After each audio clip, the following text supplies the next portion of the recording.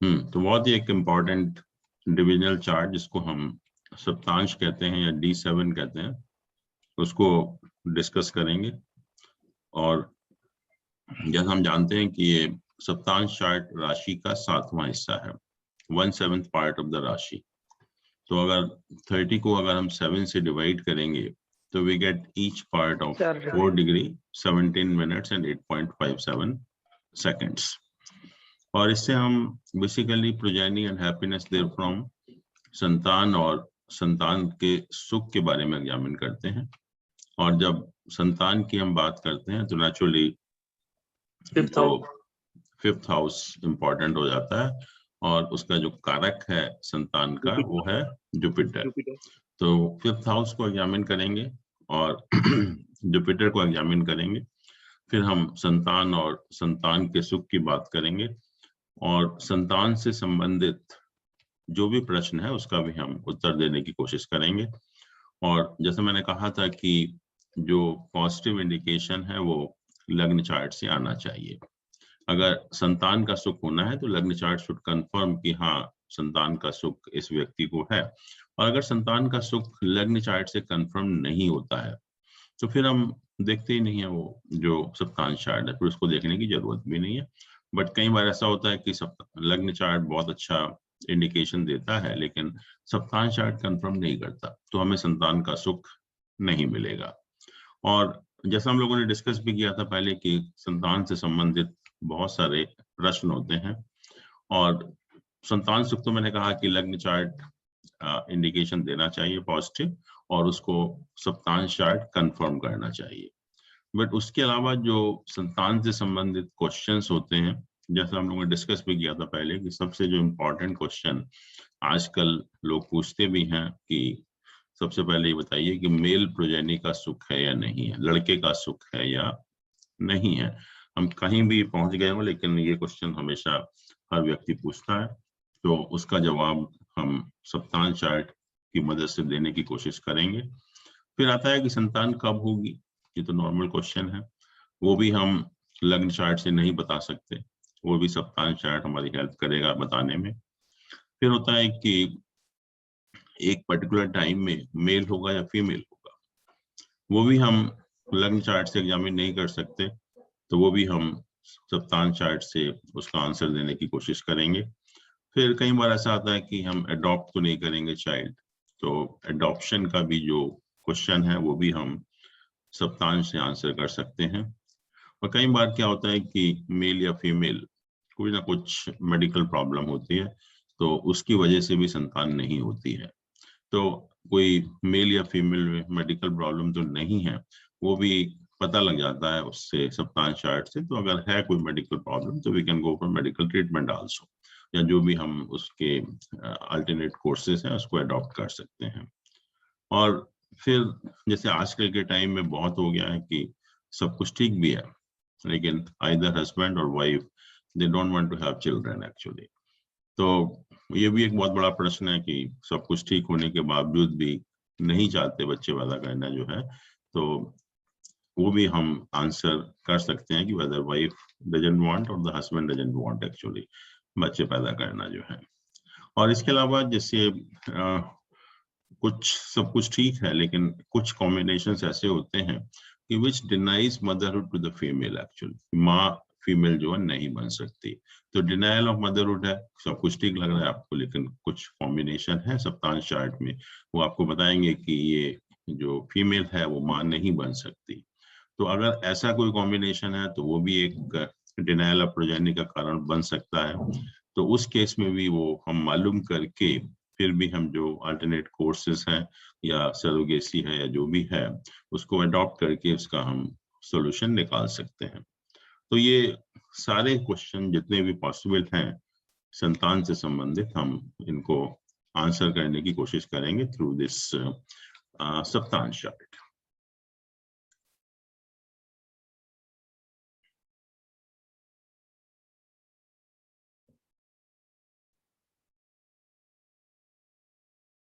तो यहाँ देखिए एक राशि में 7 सप्तांश हैं, each is of 4 degree 17 minutes and 8.57 second. अगर ये हम ऐड करते चले जाएंगे तो 30 डिग्री तक पहुंच जाएंगे। तो they are the 7 equal part of the rashi. अब दो तरह के साइन होते हैं, एक ऑड साइन और एक इवन साइन। तो जो बनाने का तरीका है वो ये है कि ऑड साइन में, ऑड साइन जितने भी हैं 1 3 5 7 9 11, उसमें पहला सप्तांश उसी राशि से शुरू होगा। जैसे एक नंबर है तो 1 से शुरू होगा, 3 है तो 3 से, 5 है 5 से, 7 है 7 से, 9 से। तो ऑड साइन में पहला सप्तांश उसी राशि से शुरू होता है। और इवन साइन में ये जो 2 4 6 8 10 12 है, इसमें पहला सप्तांश है 7th फ्रॉम द साइन। जैसे 2 नंबर है, 2 से अगर आप 7 काउंट करेंगे तो 8 आएगा, 4 से 7 काउंट करेंगे 10 आएगा, 6 से काउंट करेंगे तो 12 आएगा। तो इस तरह से हम इस चार्ट को बनाते हैं। और अगर नहीं भी कुछ याद है तो आप सीरियल वाइज लिखते चले जाइए। जैसे ये देख रहे हैं 1 2 3 4 5 6 7 8 9 10, ये सब सीक्वेंस में ही है। तो 1 से 12 तक आप लिखते चले जाइए सीक्वेंस में, तभी भी ये चार्ट बन जाएगा। तो इस तरह से ये चार्ट बनाने का तरीका है कि ऑड साइन में पहला सप्तांश उसी राशि से, और इवन साइन में पहला सप्तांश is 7th from the sign. Actually हम, जैसे मैंने कहा कि 5th हाउस को हमें एग्जामिन करना है और जुपिटर की पोजीशन को एग्जामिन करना है। 5th हाउस अगर बहुत ज्यादा एफ्लिक्टेड है या जुपिटर बहुत ज्यादा एफ्लिक्टेड है तो that may be cause of denial of progeny. लेकिन उसके अलावा भी कुछ ऐसे कॉम्बिनेशंस होते हैं, कुछ योग होते हैं जो संतान ना होने का इंडिकेशन देते हैं। तो वो भी हम देख सकते हैं कि ऐसा कोई कॉम्बिनेशन तो नहीं है। तो नेचुरली ऐसा अगर कोई कॉम्बिनेशन है तो वो भी जो है संतान के सुख में बाधा डाल सकता है। तो ये जो कॉम्बिनेशंस हैं, some of them are listed here कि तो लगन के है ना?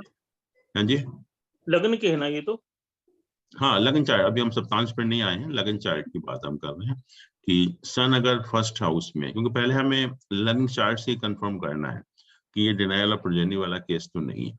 क्योंकि मैंने कहा कि पॉजिटिव इंडिकेशन जो है वो लग्न चार्ट से मिलना चाहिए कि संतान सुख इस व्यक्ति को है।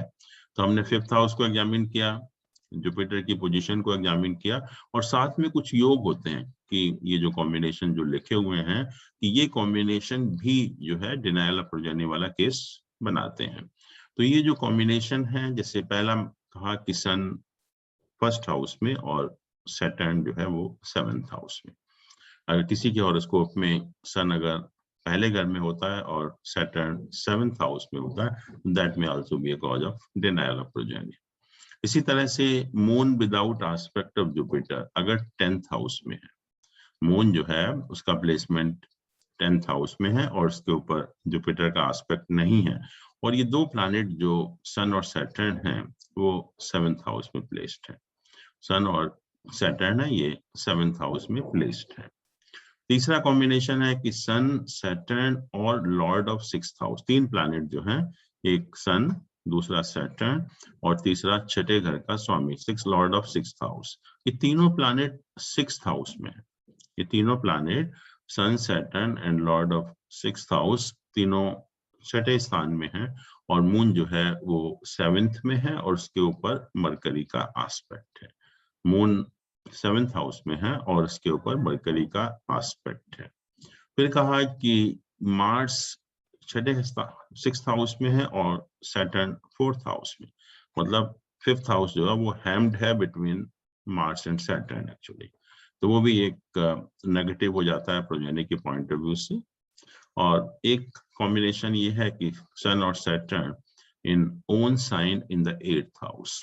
अगर 8th हाउस में सन या सैटर्न अपनी राशि में है, मतलब सन अगर 5 नंबर राशि में है या शनि जो है वो 10 या 11 नंबर राशि में 8th हाउस में प्लेस्ड होता है, तो वो भी एक कॉम्बिनेशन बनता है डिनायल ऑफ प्रोजेनी।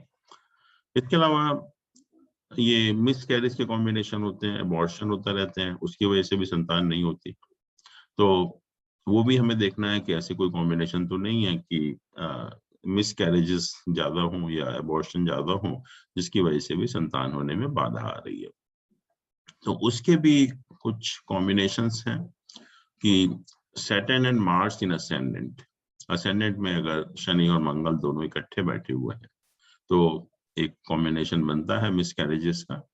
फिर है कि Moon in ascendant in sign owned by Mars और सैटर्न, मतलब मून का जो प्लेसमेंट है वो लग्न में है, और लग्न में in the sign of Mars और सैटर्न, मतलब 1, 8, 10, 11 राशि में से अगर किसी भी राशि में चंद्रमा अगर लग्न में प्लेस्ड होता है तो वो भी एक मिसकैरेज की पॉसिबिलिटी बनाता है। फिर कहा कि Sun and Rahu in the 5th और 7th house, Sun and Rahu in the 5th और 7th हाउस, कि ये दोनों प्लैनेट इकट्ठे या तो 5वें घर में हो या 7वें घर में हो, तभी भी जो है ये मिसकैरेज का कॉम्बिनेशन बनता है। फिर कहा कि exchange of Lord of 5th and 12th houses, 5th और 12th हाउस के लॉर्ड का आपस में एक्सचेंज होना, और ये लॉर्ड के साथ कुछ मेलिफिक प्लैनेट का एसोसिएशन भी होना चाहिए। 5वें और 12वें घर के लॉर्ड का आपस में एक्सचेंज हो और इन लॉर्ड के साथ मेलिफिक प्लैनेट का भी एसोसिएशन होना चाहिए। फिर कहा कि बेनिफिक अगर 8th हाउस में प्लेस्ड है और मेलिफिक प्लैनेट अगर 5वें और 11वें घर में प्लेस्ड है, 5वें और 11वें घर में, तभी भी जो है एक मिसकैरेज की पॉसिबिलिटी बनती है। फिर कहा कि Sun and Mars in the 7th house, ये दोनों प्लैनेट जो है सन और मार्स 7th हाउस में प्लेस्ड है, और 5th हाउस का लॉर्ड जो है वो किसी भी त्रिक स्थान में प्लेस्ड है। 5th हाउस का लॉर्ड किसी भी 6, 8, 12 हाउसेस में प्लेस्ड होता है। अब क्वेश्चन ये आता है कि हम ये 5वें घर से क्यों देखते हैं संतान, संतान जो है 5th हाउस से क्यों देखी जाती है? 5th हाउस तो बहुत सारी चीजों का है, intelligence and creativity and higher education, but why do we see संतान also from this 5th house? Any idea? तो ये पूर्व पुण्य का घर है एक तो पूर्व पुण्य से संतान का क्या मतलब?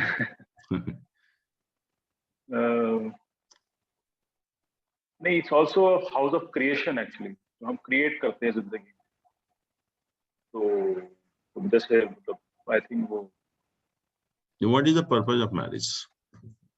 तो purpose of marriage is to for the birth of children sir, है? reproduction. हाँ, that is the only purpose of marriage, I think. No sir. और क्या पर्पस है? अगर ये पर्पस ना हो तो कोई शादी नहीं करेगा फिर। तो this is the only purpose, reproduction, संतान पैदा करना जो है, या वंश को। हाँ सर 7th से 10th हाउस हो जाता है ना मैरिज का? 10th नहीं होता, 11th होता है, 11th, 7th हाउस से 11th, gain of the marriage. Yes sir, yes sir, and this is basically the gain of the marriage, क्योंकि मैरिज का जो बेसिक पर्पज है वो संतान पैदा करना ही, तो वो ही पर्पस सॉल्व होता है, इसलिए क्योंकि 7th हाउस से 11th हाउस बनता है, तो इसलिए हम इसको संतान का घर भी कहते हैं। अब जो संतान का, जैसे हम देखते हैं कि 5th हाउस तो है ही, लेकिन संतान में मेल और फीमेल दोनों इन्वॉल्व होते हैं, और मेल जो है संतान प्रोड्यूस करने लायक है या नहीं है, फीमेल संतान प्रोड्यूस करने लायक है या नहीं है, तो वो भी हम इस लग्न चार्ट से एग्जामिन करते हैं। वो भी बहुत इंपॉर्टेंट है, क्योंकि कभी कभी ऐसा होता है कि जो आदमी की जो प्रोक्रिएशन पावर है या जो फीमेल की फर्टिलिटी है, कुछ इंडिकेशंस ऐसे होते हैं कि वो नहीं होती एक्चुअली में, तो उसकी वजह से भी संतान पैदा नहीं होती। तो इसको हम बीज और क्षेत्र बोलते हैं, seed and the soil. Seed मतलब मेल की प्रोक्रिएशन पावर, और सॉइल मीन्स फीमेल की फर्टिलिटी एक्चुअली। तो सीड और सॉइल को भी हम एग्जामिन करते हैं जो संतान पैदा करने के लिए, और वो हमें लग्न चार्ट से देखना पड़ता है। तो या सीड या सॉइल दोनों में से अगर एक भी एफिलिक्टेड है या एक भी जो है वेल प्लेस्ड नहीं है, तो पॉसिबिलिटी हो जाती है कि संतान ना हो, क्योंकि एक दोनों में से एक जो है वो प्रोड्यूस करने लायक नहीं है एक्चुअली में। तो वो हम एग्जामिन करते हैं इससे लग्न चार्ट से, कि जो सीड एंड सॉइल है, सीड मतलब for male procreation power, soil means female procreation power, तो दोनों की जो है हम सीड एंड सॉइल से एग्जामिन करते हैं।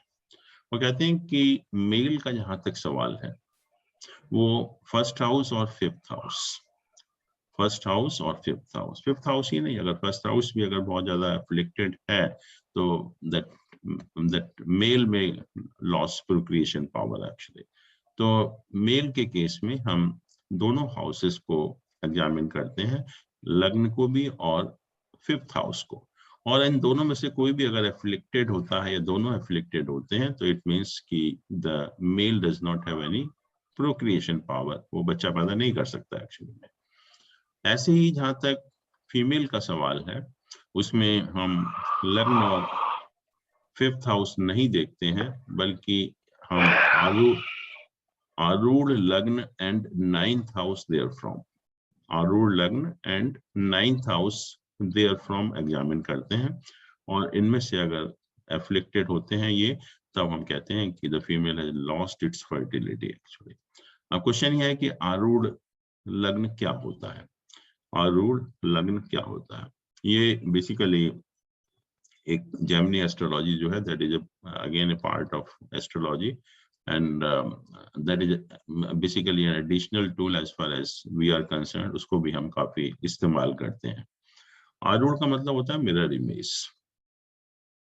एक तो आप खुद कैसे हैं, फर्स्ट हाउस बताता है आपको, लेकिन लोग आपके बारे में क्या सोचते हैं, what is the perception of the people about you, or how do the people perceive you actually। तो ये भी हम एस्ट्रोलॉजी से मालूम कर सकते हैं। कभी कभी आप देखते भी हैं कि व्यक्ति बहुत अच्छा होता है लेकिन लोग उसको खराब समझते हैं, या कोई व्यक्ति बहुत खराब होता है लेकिन लोग उसको बहुत अच्छा समझते हैं। So this is how we are being perceived by the others, and what is the perception of us about with others actually। तो ये जो हम मिरर इमेज कहते हैं आरूढ़ को, ये आरूढ़ लग्न उस पर्पस के लिए हम इस्तेमाल करते हैं। और आरूढ़ जो है हम हर हाउस का निकाल सकते हैं, आरूढ़ जो है हम हर हाउस का निकाल सकते हैं। जैसे मान लीजिए कि सेकंड हाउस है, हमारे पास वेल्थ बहुत है लेकिन लोग हमें नहीं समझते कि इसके पास वेल्थ होगी, या हमारे पास वेल्थ नहीं होती बट लोग समझते हैं बहुत पैसा है इसके पास। फोर्थ हाउस है, हमारे पास घर की सुख शांति है, बहुत अच्छी तरह रह रहे हैं लेकिन लोग समझते हैं उल्टा, या हमारा घर में बहुत झगड़ा होता है लेकिन लोग समझते हैं कि ये बहुत अच्छी तरह से रहते हैं। तो हर हाउस का हम जो है वो आरूढ़ निकालते हैं, और आरूढ़ जो है उस हाउस के बारे में जो लोगों का परसेप्शन है हमारे लिए वो बताता है। तो आरूढ़ निकालने का तरीका है,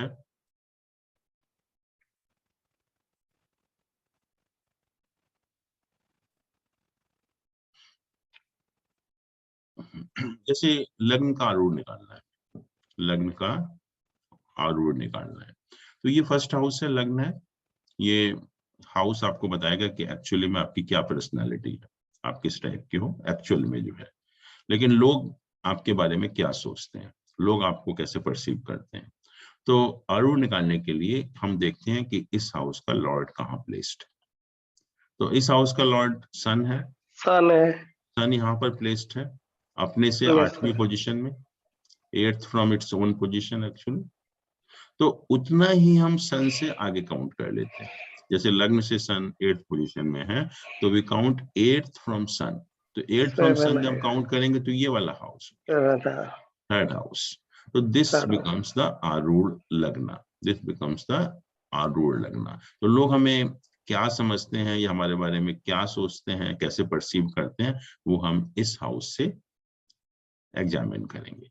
जैसे मान लीजिए कि हमें 4th हाउस का आरूढ़ देखना है, तो इसका लॉर्ड मंगल है, मंगल की पोजीशन यहाँ पर है, अपने से कौन सी पोजीशन हुई, अपने से 6ठी पोजीशन हो गई। तो 6 हम यहाँ से काउंट कर लेंगे, और जब 6 हम काउंट करेंगे तो यहाँ पर आए।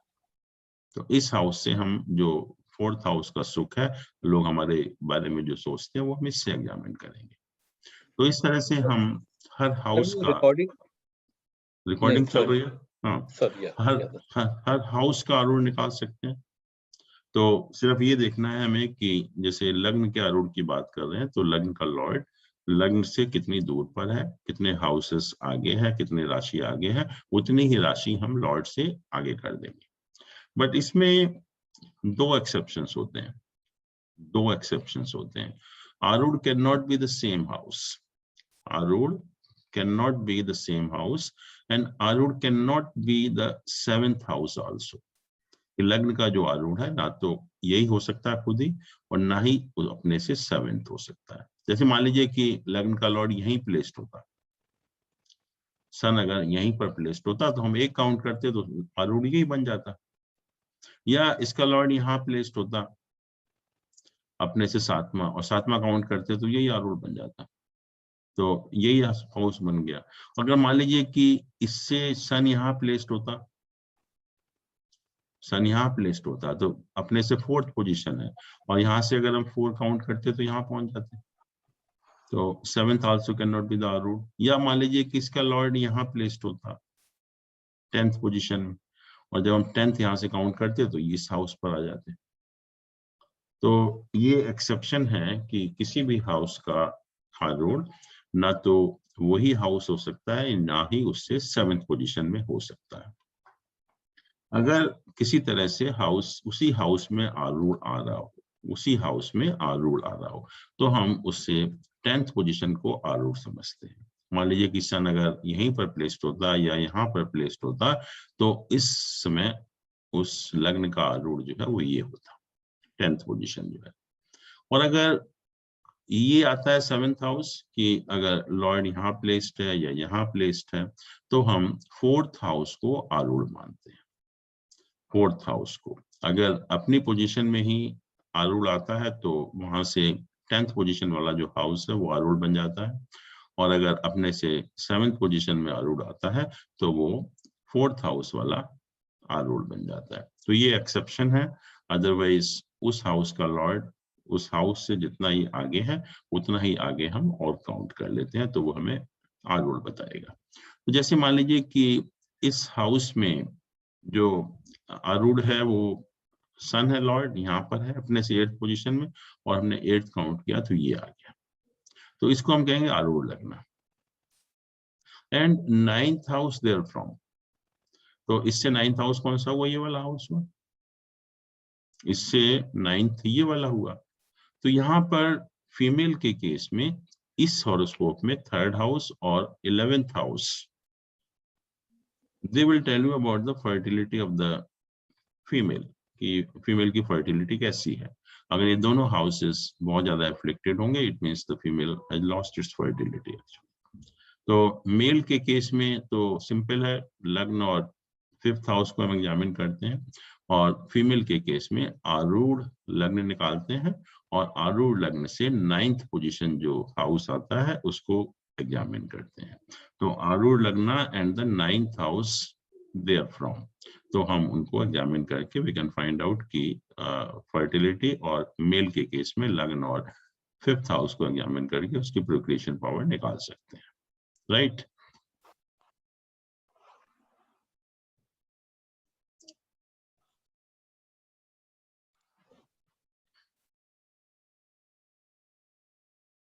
तो ये हम इसको बीज और क्षेत्र बोलते हैं।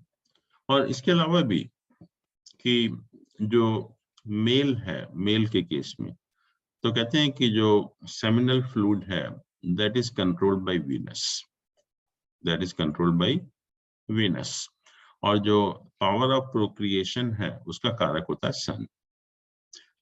पावर ऑफ प्रोक्रिएशन है उसका जो कारक होता है सन होता है।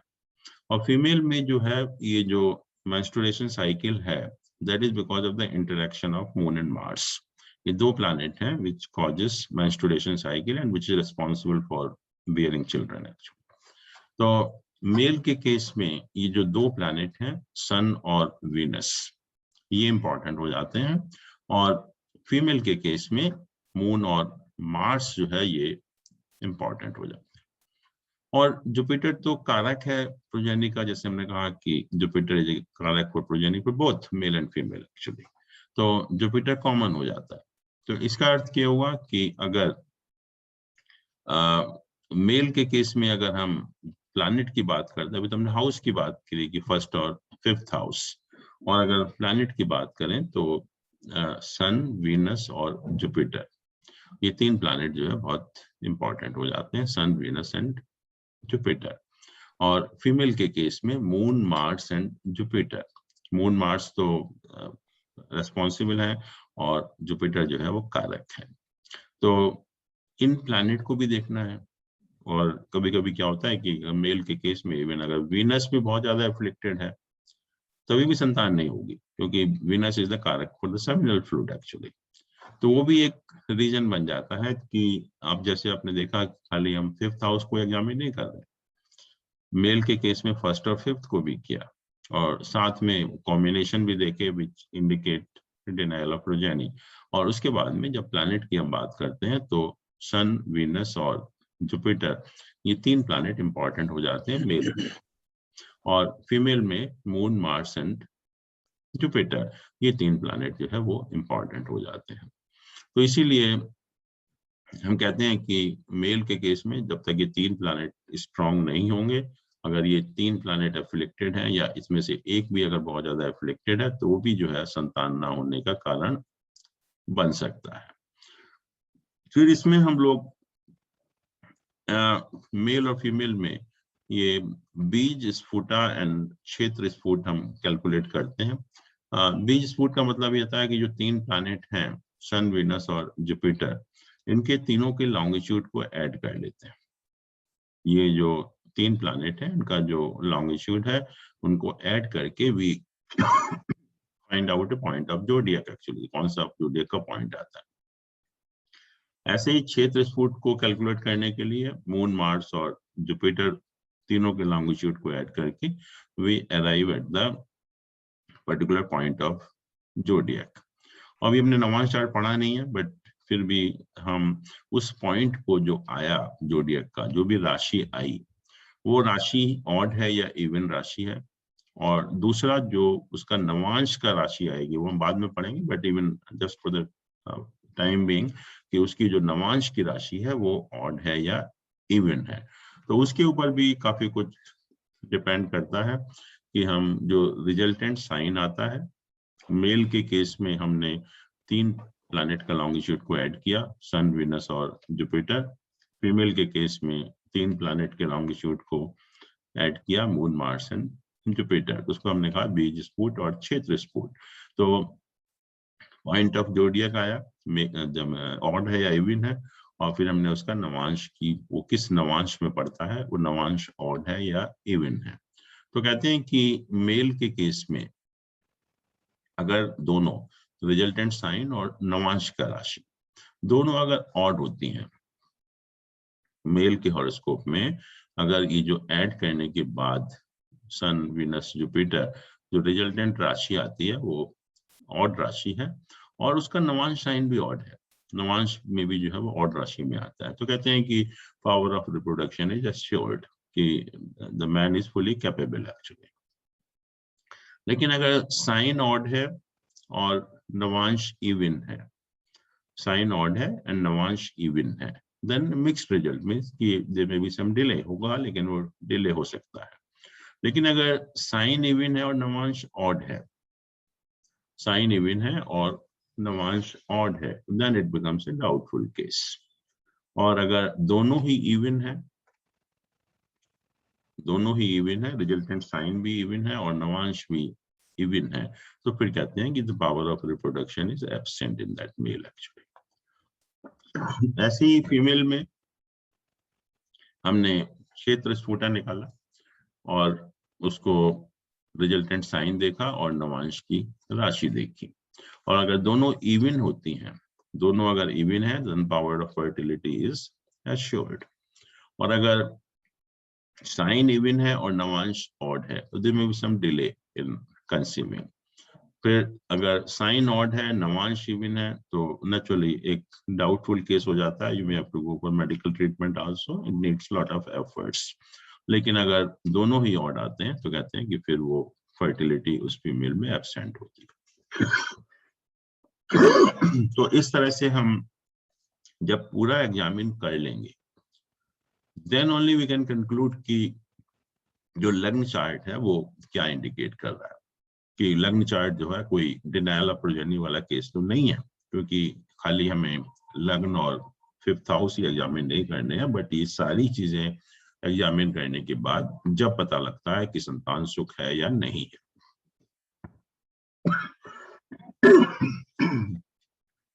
अब हम आते हैं D7 चार्ट पर।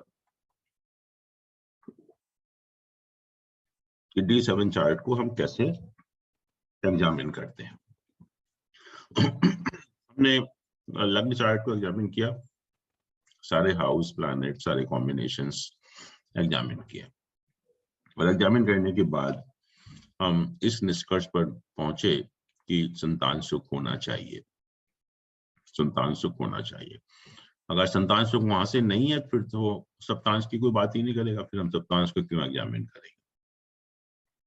फिर हम सप्तांश पर आते हैं, सप्तांश चार्ट बनाया, और जैसे एज यूजुअल, जैसे मैंने कहा था कि हमें हर डिविजनल चार्ट में लग्न जो है बहुत इंपॉर्टेंट रोल प्ले करता है, तो हम लग्न देखेंगे सप्तांश चार्ट में।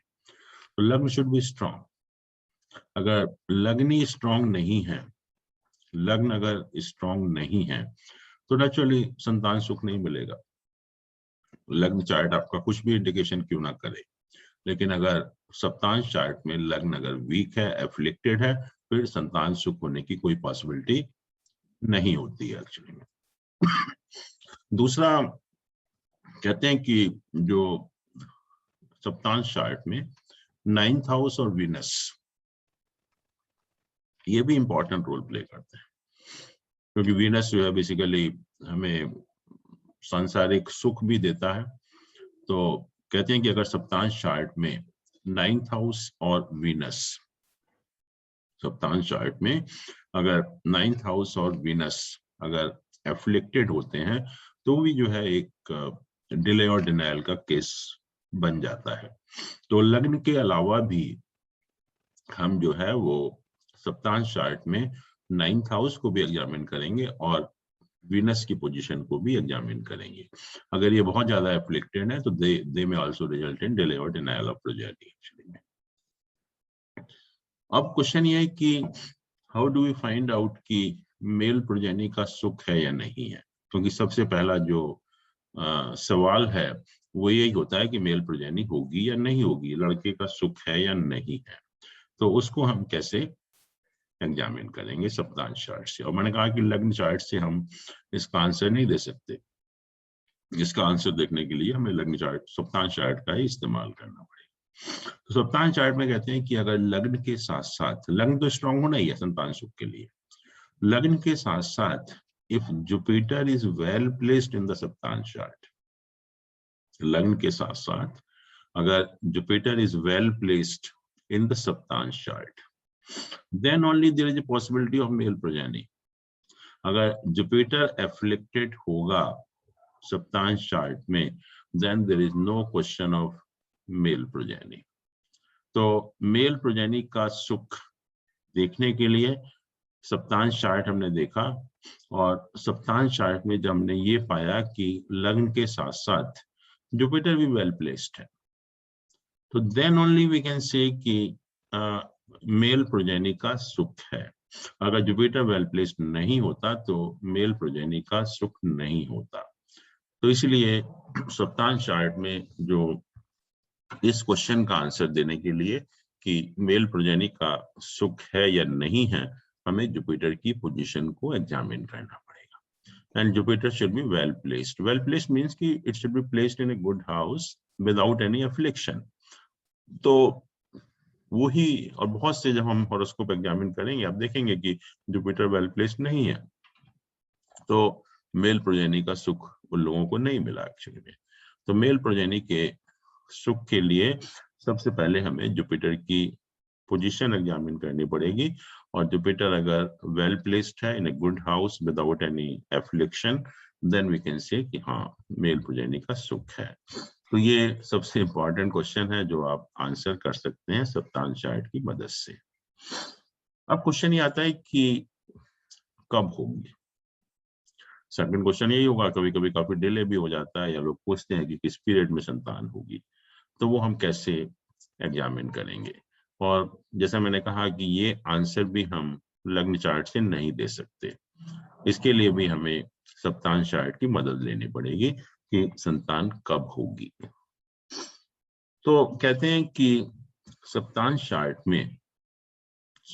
चार्ट में जो भी प्लैनेट केंद्र और त्रिकोण के साथ एसोसिएटेड होते हैं, सप्तांश चार्ट में जो भी प्लैनेट केंद्र और त्रिकोण मतलब 1 4 7 10 या 1 5 9 हाउसेस के साथ एसोसिएटेड होते हैं, उनकी जब दशा या अंतर्दशा ऑपरेट होती है, उनकी जब दशा ऑपरेट होती है हम ये कहेंगे, और तब उस दशा में संतान होने की संभावना होती है।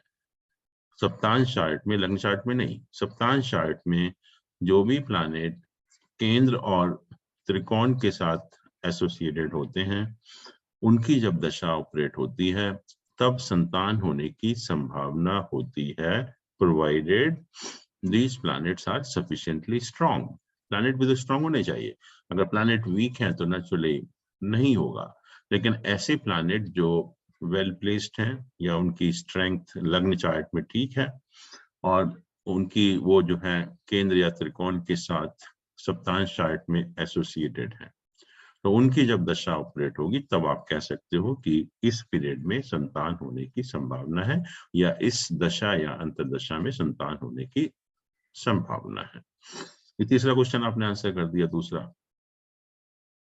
अब क्या आता है कि एक पर्टिकुलर दशा में मेल होगा या फीमेल होगा, एक पर्टिकुलर दशा में मेल होगा या फीमेल होगा। अब आप देखिए कि जो राशियां हैं, जहां तक राशियों का सवाल है, ऑड राशि को हमने मेल राशि कहा, जितने भी 1 3 5 7 9 11 है इनको हमने मेल राशि कहा, और जो इवन राशियां होती हैं 2 4 6 8 10 12 इनको हमने फीमेल राशि कहा। और जहां तक प्लैनेट का सवाल है, मेल प्लैनेट कौन से होते हैं? सन, जुपिटर, मार्स। कौन कौन से होते हैं निराकार जी?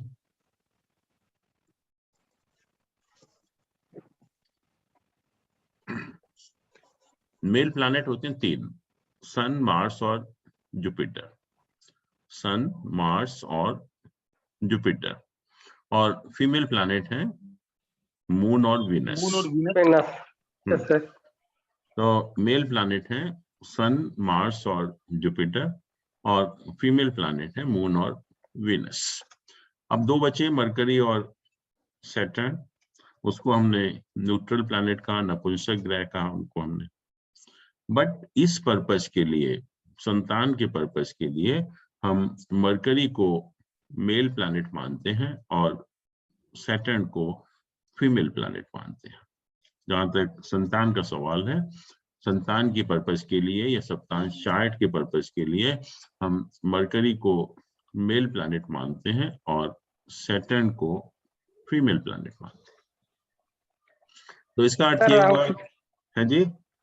सर राहु केतु अपने रिजल्ट नहीं देते, तो हमें ये देखना पड़ेगा कि राहु किस प्लैनेट के रिजल्ट दे रहा है, तो उसके हिसाब से डिसीजन होगा कि राहु हमारे हॉरोस्कोप में किस प्लैनेट के रिजल्ट दे रहा है। मेल प्लैनेट के रिजल्ट दे रहा है तो मेल हम काउंट करेंगे, अगर फीमेल प्लैनेट के रिजल्ट दे रहा है तो फीमेल काउंट करेंगे।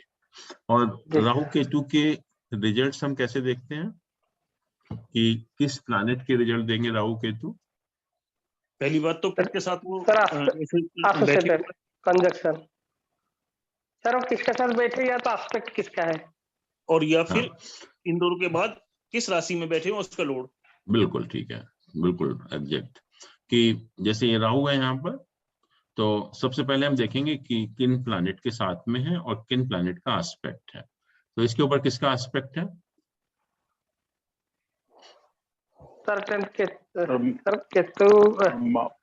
मार्स का एस्पेक्ट है, मंगल का चौथा एस्पेक्ट है। तो इसका मतलब यहाँ पर जो राहु है मंगल के रिजल्ट देगा, राहु जो है मंगल के रिजल्ट देगा, तो naturally Rahu becomes a male planet as far as progeny is concerned.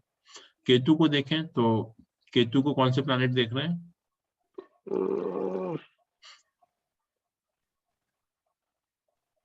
Saturn देख रहा था। सैटर्न देख रहा है, 10th एस्पेक्ट है तो सैटर्न देख रहा है।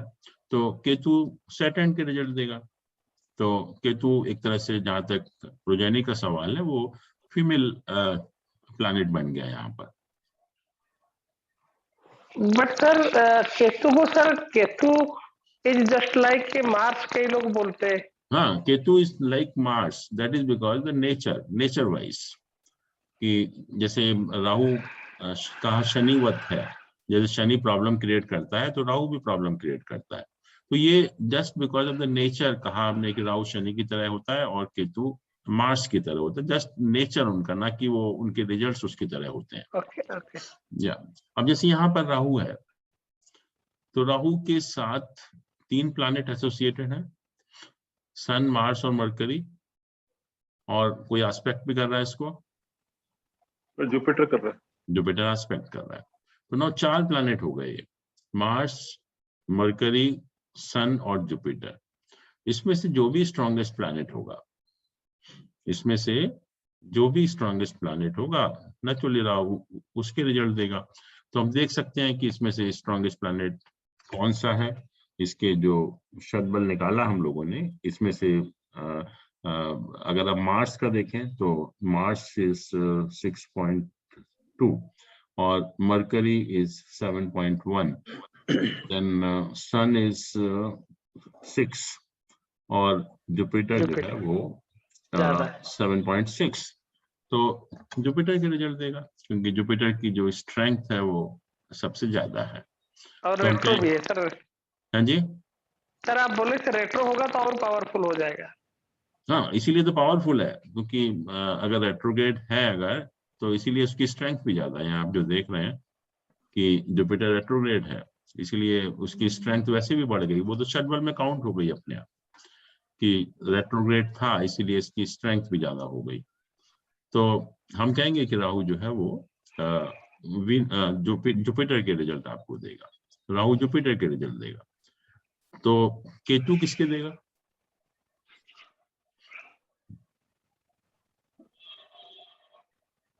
केतु को जो एस्पेक्ट कर रहे हैं कौन कौन से 3 प्लैनेट हैं, सन, मार्स, मरकरी।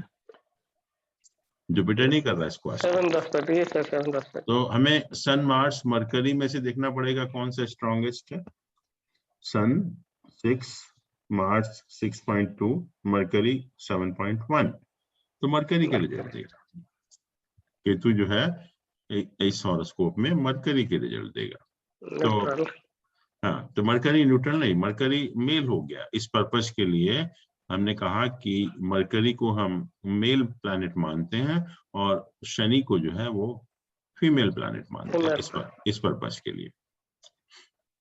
तो इस तरह से, और बाई चांस मान लीजिए कोई प्लैनेट एस्पेक्ट नहीं करता इसको, जो है अगर कोई प्लैनेट एस्पेक्ट नहीं करता, जैसे मान लो कोई और हॉरोस्कोप देखें कोई सा भी दूसरा,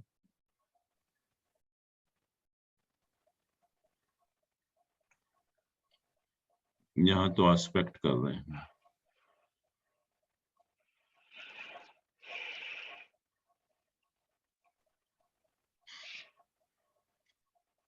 यहाँ भी एस्पेक्ट कर रहे हैं, बट जहाँ एस्पेक्ट नहीं करते हैं तो उस साइन का जो लॉर्ड होता है उसके रिजल्ट देता है। जैसे मान लो राहु को कोई प्लैनेट एस्पेक्ट नहीं करता यहाँ पर, तो सन के रिजल्ट देता है। तो ये पहले हम ये देखेंगे कि उन राहु केतु के साथ कौन से प्लैनेट है, कौन से प्लैनेट का एस्पेक्ट है, और अगर कोई प्लैनेट नहीं है, किसी प्लैनेट का एस्पेक्ट नहीं है, तब हम कहेंगे कि जिस साइन में बैठे हुए हैं उस साइन का लॉर्ड के रिजल्ट वो प्लैनेट देते हैं। लेकिन जो आपने कहा कि राहु शनि की तरह काम करता है और केतु जो है वो मार्स की तरह काम करता है, ये उनका नेचर वाइज है, ना कि रिजल्ट देने वाइज।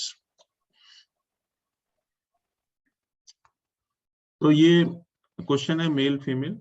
अब हमें ये देखना है कि हमने ये तो कह दिया कि इस प्लैनेट की जब दशा या अंतर्दशा ऑपरेट होगी उस टाइम संतान होने की संभावना है। यही कहा हमने कि जो भी प्लैनेट सप्तांश चार्ट में केंद्र और त्रिकोण हाउसेस के साथ एसोसिएटेड होते हैं, उनकी जब दशा ऑपरेट होती है तो अपनी उस दशा में संतान की संभावना देते हैं, प्रोवाइडेड कि वो प्लैनेट अपने आप में स्ट्रांग होने चाहिए। तो ये मैं देख लिया हमने कि किसकी दशा अंतर्दशा चल रही है, और उस दशा में संतान होने की संभावना है या नहीं है। अगर संतान होने की संभावना है तो naturally now the third question is कि वेदर मेल और फीमेल, मेल होगा या फीमेल होगा, वो हमें देखना है। तो उसका जवाब देने के लिए अगर ऐसी प्लैनेट जिनकी दशा में संतान होने की संभावना है, ऐसे प्लैनेट जिनकी दशा में संतान होने की संभावना है, अगर वो मेल प्लैनेट है, अगर वो मेल प्लैनेट है, मेल मतलब सन, मार्स, मरकरी और जुपिटर, अगर ऐसे प्लैनेट मेल प्लैनेट है और मेल साइन में ही प्लेस्ड है, ऑड साइन में ही प्लेस्ड है इन सप्तांश चार्ट, ऐसे प्लैनेट जिनकी दशा में संतान होने की संभावना है, ऐसे प्लैनेट अगर मेल प्लैनेट हैं, सन, मार्स, मरकरी और जुपिटर, और वो प्लैनेट मेल साइन में ही प्लेस्ड है, मतलब 1 3 5 7 9 11 ऑड साइन में प्लेस्ड है, तब यू कैन से विद सर्टेनिटी कि हाँ मेल प्रोजेनी होगा। तब आप बिल्कुल एक श्योरिटी के साथ कह सकते हैं कि ऐसे केस में वो मेल प्रोजेनी ही देगा, अगर संतान वाले प्लैनेट मेल प्लैनेट है और मेल साइन में ही प्लेस्ड है। दूसरा केस ये होता है कि ये फीमेल प्लैनेट है, मतलब मून, वीनस और सैटर्न है और फीमेल साइन में ही प्लेस्ड है, फीमेल साइन में ही प्लेस्ड है, तब क्या होगा, तब फीमेल चाइल्ड होगा। तब आप with certainty you can say कि फीमेल चाइल्ड होगा ऐसे दशा में जो है। तो मेल प्लैनेट अगर मेल साइन में प्लेस्ड है तो मेल चाइल्ड देते हैं, और अगर फीमेल प्लैनेट फीमेल साइन में प्लेस्ड है तो फीमेल चाइल्ड देते हैं। अब इतना सिंपल तो नहीं होता कि मेल प्लैनेट मेल साइन में ही होगा या फीमेल प्लैनेट फीमेल साइन में ही होगा, ये तो मेल प्लैनेट फीमेल साइन में होगा, फीमेल प्लैनेट मेल साइन में होगा, तब आप क्या करोगे? क्योंकि ऐसा नहीं होता हमेशा कि बड़ा सिंपल चीजें मिल जाती हैं और आप इमीडिएटली आंसर कर दो उसका, आपको बहुत अपना दिमाग भी लगाना पड़ता है उसके लिए जो है। तो अगर मेल प्लैनेट फीमेल में है या फीमेल प्लैनेट मेल साइन में है, then you have to see the strength of the planet, then you have to see the strength of the planet। अगर प्लैनेट बहुत स्ट्रांग है तो अपने रिजल्ट देगा, प्लैनेट अगर बहुत स्ट्रांग है तो अपने रिजल्ट देगा, अगर प्लैनेट स्ट्रांग नहीं है तो साइन के रिजल्ट आपको मिलेंगे एक्चुअली में। तो उसमें थोड़ा सा अपना प्रूडेंस का इस्तेमाल करना पड़ेगा कि अगर प्लैनेट बहुत स्ट्रांग है तो अपने रिजल्ट देगा, और प्लैनेट अगर उतना स्ट्रांग नहीं है तो इट में give the result of sine also. तो इस तरह से आप ये डिसाइड करेंगे कि जो है एक किस टाइम संतान होगी, पहली चीज, और दूसरा जो है एक पर्टिकुलर टाइम में मेल संतान होगी या फीमेल संतान होगी। अब हम और जो क्वेश्चंस हैं बहुत सारे, उसका भी आंसर देने की कोशिश करते हैं। सर यहाँ एक क्वेश्चन है। हाँ पूछिए। ये जो हम देख रहे हैं हॉरोस्कोप, शादी पे दो ही लोग हैं, एक मैन है और एक वुमेन है। तो अगर ये भी तो हो सकता है कि अगर लड़के के केस में लड़का दिख रहा हो और लड़की के केस में लड़की दिख रही हो, फिर हम फाइनल डिसीजन पे कैसे पहुंचेंगे? हाँ, it's a wonderful question actually, कि शादी के बाद जो हेड ऑफ द फैमिली है उसी का हॉरोस्कोप मैटर करता है। ओके। इन सब चीजों में जो हेड ऑफ द फैमिली होता है, या नॉर्मली हम कहेंगे कि मेल होता है, तो उसका हॉरोस्कोप देखा जाता है। बट और चीजों में जब संतान नहीं होती या कोई प्रॉब्लम आ रही है तो हमें ये दोनों हॉरोस्कोप एग्जामिन करने पड़ते हैं कि प्रॉब्लम तो नहीं है फीमेल के साथ में जो है। जैसा अभी हम लोगों ने देखा कि ये जो सीड एंड सॉइल दोनों एग्जामिन करते हैं, rural lagna 9th house there from your Moon, Mars, Jupiter को एग्जामिन करते हैं, तो उस केस में बट फाइनली जैसे आपने कहा कि वो संतान मेल एक फीमेल इंडिकेट कर रहा है, तो naturally the horoscope of male will prevail, या horoscope of head of the family will prevail. ठीक है sir actually sir in practice sir मैंने जो देखा सर कोई इतना डिटेल नहीं देखते, जो लोकल एस्ट्रोलॉजर मैंने उनको पूछा घुमा फिरा के, वो क्या करते कि जैसे किसी व्यक्ति मिला, बोला हमारा बेटा होगा या बेटी, तो सर उन्होंने एक प्रश्न कुंडली बनाते फिर उससे बता देते हैं। मैं उनको पूछा एक्यूरेसी कितना है, बोलता है एक्यूरेसी 85%। मैं बोले किसका, कहाँ से ये प्रश्न कुंडली यूज करते हैं? बोले सर हमारे एरिया में ये जो बंगाल बिहार उड़ीसा में एक नीलकंठ करके कोई राइटर है, उन्हीं का बुक को बिल्कुल रट देते। बोलते वो हमारे लिए मतलब 30% मान के चलो। लोग घूमते फिरते पूछेंगे, ये हम प्रश्न कुंडली को ज्यादा यूज कर, और इसको इतना इन डेप्थ उन्होंने सर नहीं देखते। हाँ, प्रश्न कुंडली से भी हम जवाब देते हैं, प्रश्न कुंडली से, बट देखिए प्रश्न कुंडली से बहुत लिमिटेड हो जाता है। हाँ सर, वो एक्यूरेसी इतना ज्यादा। हाँ, पहली चीज तो ये, उससे हम एक ही क्वेश्चन का आंसर दे पाते हैं। तो पहली चीज तो प्रेगनेंसी है और कोई पूछ रहा है मेल या फीमेल है, तो to some extent what you say is correct, कि जब हम ये हॉरेडी वगैरह पढ़ते हैं या प्रश्न कुंडली पढ़ते हैं तो उसमें भी हम ये सारे क्वेश्चंस के जवाब देते हैं, पर उसका जो स्कोप है बहुत लिमिटेड है। That is only to the extent of only one question, कि सब कुछ ठीक ठाक है, प्रेगनेंसी हो रही है, संतान होने वाली है, तब आप उसको बता सकते हो, तब आप उसको बता सकते हो। लेकिन और जो सारे क्वेश्चन जो हम लोग डिस्कस कर रहे हैं वो सब उससे नहीं बता सकते आप, क्योंकि वो जो हॉरेडी एस्ट्रोलॉजी होती है वो सिर्फ एक ही क्वेश्चन का आंसर देने के लिए होती है। तो आपका ठीक है कि वो हॉरेडी का इस्तेमाल करते हैं, हॉरेडी से भी हम to some extent we can answer that question, but it's limited to only one question. ठीक है निराकार जी? जी सर। अच्छा, अब आती है अडॉप्शन की बात, कि अब चाइल्ड अडॉप्ट तो नहीं करेंगे। और बहुत बार होता है कि कई बार लोग चाइल्ड होता भी है तभी भी अडॉप्ट करते हैं, और चाइल्ड नहीं भी होता तभी भी अडॉप्ट करते हैं। तो कोई अडॉप्शन की पॉसिबिलिटी है या नहीं है, वो हम कैसे उसको एग्जामिन करेंगे। कहते हैं कि अगर lord of 9th house is associated with the 8th house. Lord of 9th house is associated with the 8th house. Then it indicates progeny by adoption. Progeny by adoption. कि अगर सप्ताह चार्ट की हम बात कर रहे हैं, यहाँ पर सप्ताह चार्ट में अगर 9th हाउस का लॉर्ड 8th हाउस के साथ एसोसिएटेड होता है, तब हम कहते हैं कि there is a possibility of progeny by adoption. जैसे कि एक अगर हम हॉरोस्कोप देखें,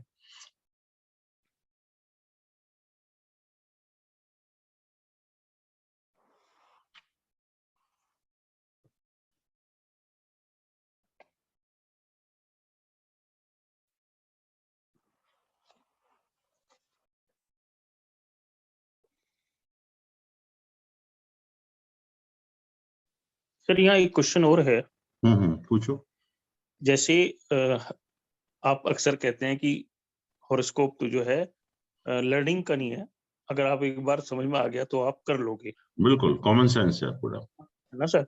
लेकिन जैसे हम सप्ताह ये डिविजनल चार्ट्स में चल रहे हैं, जैसे कल आपने इतना पढ़ाया और आज जैसे पढ़ा रहे हैं, तो इनमें हमें कुछ टेबल्स तो सामने मतलब वो तो हर समय हर चीज याद नहीं हो सकती ना सर, या हो सकती है? कौन सी टेबल चाहिए आपको बताइए? अच्छा टेबल तो इतना सिंपल हो गया है कि एवरी कैलकुलेशन इज देयर। हाँ, आपके सॉफ्टवेयर में सब चीजें अवेलेबल हैं आपके पास। अच्छा, ये यस यस यस। हाँ, तो हर चीज तो अवेलेबल है कि कौन सा प्लैनेट है, किस नक्षत्र में है, कितने कौन से राशि में है, और सारी चीजें अवेलेबल है यहाँ पर। आरूढ़ निकालना है तो आरूढ़ भी यहाँ पर अवेलेबल है आपके पास। अच्छा अच्छा सर, अच्छा अच्छा। तो यहाँ कुछ नहीं करना आपको, आजकल तो इतना सिंपल हो गया। जैसे ये सिस्टम बनाया जेमिनी जो है, तो आरूढ़ देखा आपने, आरूढ़ का चार्ट आ गया, कौन से हाउस का आरूढ़ कहाँ पर है। अच्छा तो हाँ, तो एवरीथिंग इज अवेलेबल। तो अब तो बहुत आसान हो गया, पहले डेफिनेटली प्रॉब्लम होती थी, लेकिन आजकल तो ये सॉफ्टवेयर ने बहुत चीजें आसान कर दी। और इवन योग, आप इसमें देखिए योग भी आ जाएंगे सारे, कौन कौन से योग हैं आपके हॉरोस्कोप में। योग भी आ जाते हैं सर, बिल्कुल सही कह रहे हैं सर। ये योग लिखे हुए हैं यहाँ पर, तो सारे योग आ जाएंगे यहाँ पर, कौन कौन से योग हैं इसमें जो है सब लिखे हुए हैं यहाँ पर। जी सर सर सर। तो याद करने वाली चीज तो खत्म हो गई अब जो है। जी सब सर। चीज आपको रेडी लिखना है पूरा का पूरा जो है। Okay sir, okay. पहले हाँ डेफिनेटली प्रॉब्लम होती थी, याद करना पड़ता था। अब तो योग वगैरह भी सारे इसमें लिखे हुए हैं। जैसे इसी ऑप्शन में जहां से आपने योग दिखाए हैं, यहाँ पे ऐसे और चीजें भी लिखी, जैसे लॉन्जिविटी लिखी है, उसके अलग अलग योग आते हैं कि उसका अलग से कुछ चार्ट आता है? देखिए, इसमें जो लॉन्जिविटी का सवाल है, जहां तक बहुत सारे मेथड है एस्ट्रोलॉजी में, और इसमें जो आप देखेंगे कितने मेथड से लॉन्जिविटी निकाली हुई है। जस्ट सी,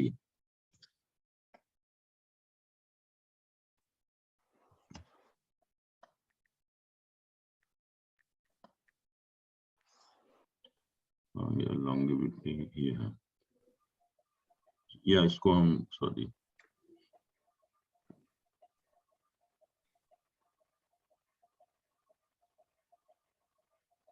ये देखते हैं हम लॉन्जिविटी। यहाँ देखिए कितने मेथड से निकाली हुई है लॉन्जिविटी। ये 20-25 मेथड है, and you see the variation. यहाँ 6 साल लिखा हुआ है, यहाँ 75 ईयर्स लिखा हुआ है, यहाँ 81 ईयर्स लिखा हुआ है, यहाँ 52 लिखा हुआ है, यहाँ 98 लिखा हुआ है। तो 6 साल से 100 साल तक लिखा हुआ है लॉन्जिविटी। बट इसमें हाँ जी बोलिए सर। तो we should not rely, basic तो हमें लॉन्जिविटी देखनी नहीं है। पहली चीज तो ये है, we should not predict about longevity of any person actually, क्योंकि जितने भी मेथड है वो सही नहीं होते जो है। और दूसरा ये है कि कुछ हद तक जो सही है वो हमारा अष्टक वर्ग का सिस्टम है, उसमें एक लॉन्जिविटी निकालने का फॉर्मूला है उसके अंदर, तो उससे हम काफी हद तक सही निकाल सकते हैं। वो हम लोग पढ़ेंगे भी इस क्लास में जो है। तो शोध पिंड की बात करें ना सर, शोध पिंड की। है जी, शोध पिंड की बात करें। हाँ, शोध पिंड वगैरह से जो है उससे हम लॉन्जिविटी निकालेंगे। तो वो कहते हैं कि कुछ हद तक सही होती है। बट जैसे आप देख रहे हो कि ये कितना वेरिएशन है, 6 साल से लेके 100 साल तक का वेरिएशन। सर कुछ लोग तो हाँ जी सर कुछ लोग एक था उसका लोग कुछ कस्टम सबलॉट से नहीं देखते सर। एक जयपुर में है एक बंदा, वो कैलकुलेट करता है बट एक्यूरेसी आता है। हाँ, मतलब देखिए बेसिक तो 8th हाउस ही लॉन्जिविटी का होता है। हमारा जो लॉन्जिविटी का 8th हाउस है और शनि कारक है, तो अगर इनकी पोजीशन ठीक अच्छी है, 8th हाउस मीन्स की लग्न और 8th हाउस की और शनि की, तो आप कह सकते हैं कि पूर्ण आयु होगी आपकी जो है।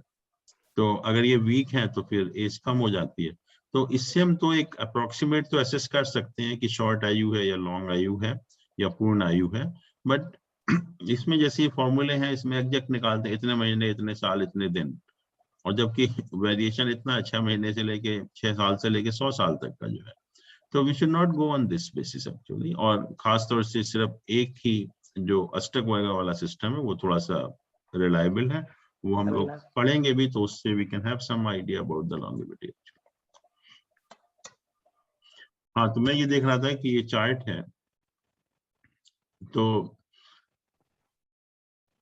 इसमें अगर हम देखें सप्तांश चार्ट,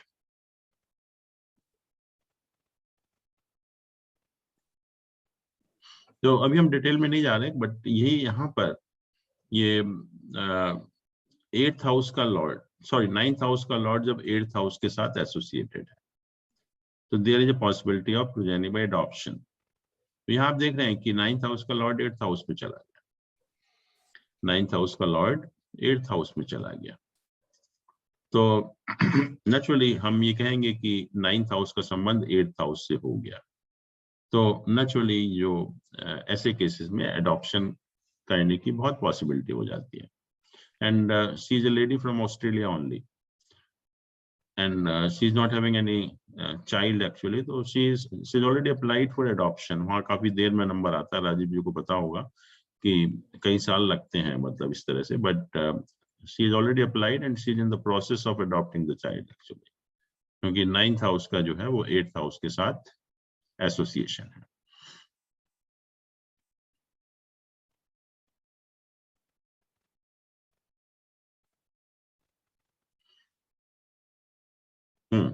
अब जो नेक्स्ट क्वेश्चन है, जैसे मैंने कहा कि सब कुछ ठीक ठाक है, लेकिन आइदर हस्बैंड और wife they don't want to have children actually. तो वो भी हमें पता लग जाता है। कैसे पता लगेगा कि हस्बैंड बच्चे पैदा नहीं करना चाहता या वाइफ बच्चे पैदा नहीं करनी चाहती, तो उसके लिए भी कहा कि अगर सप्तांश चार्ट में, सप्तांश चार्ट की हम बात कर रहे हैं कि अगर lord of ascendant is in the 6th house, male के हॉरोस्कोप में सप्तांश चार्ट में अगर असेंडेंट का लॉर्ड 6th हाउस में प्लेस्ड है, असेंडेंट का लॉर्ड 6th हाउस में प्लेस्ड है, तो कहते हैं कि दैट मेल ही is not inclined to have children. तो वो भी आप देख सकते हैं कि सब कुछ ठीक लग रहा है आपको तो हॉरोस्कोप में, और लोग पूछने आ गए उसके पेरेंट्स की बच्चे नहीं हो रहे फिर भी जो है, और आपको हॉरोस्कोप बिल्कुल ठीक लग रहा है कि संतान होनी चाहिए।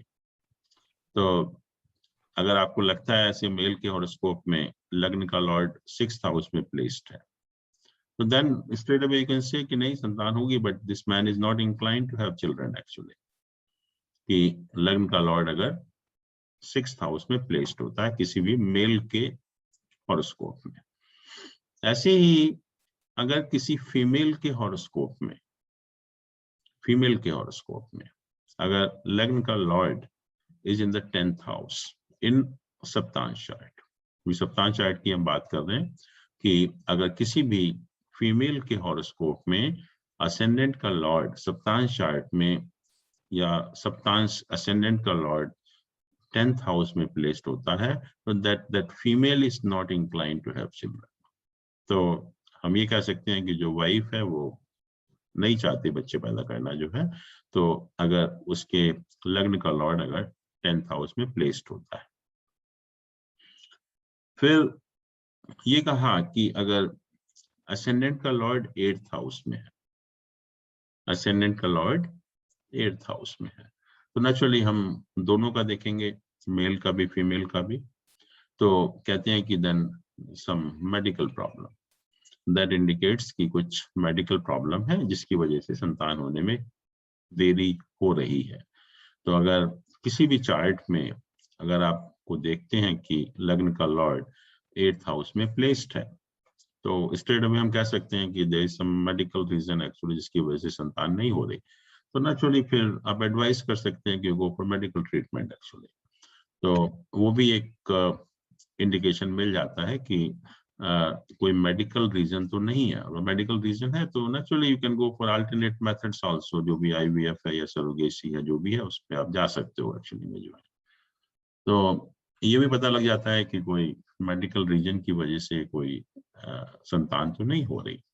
और लास्ट में जो सबसे इम्पोर्टेंट क्वेश्चन है कि मैंने कहा था कि जो कुछ कॉम्बिनेशंस होते हैं सप्तांश चार्ट में which indicate denial of motherhood to a female, कि सब कुछ ठीक है, आपको लगेगा कि आरूढ़ लग्न भी ठीक है, 9th हाउस भी ठीक है, उससे सप्तांश चार्ट भी बहुत अच्छा है, मेल का भी सब कुछ अच्छा है, लेकिन फिर भी संतान नहीं होती, फिर भी जो है वो संतान नहीं होगी।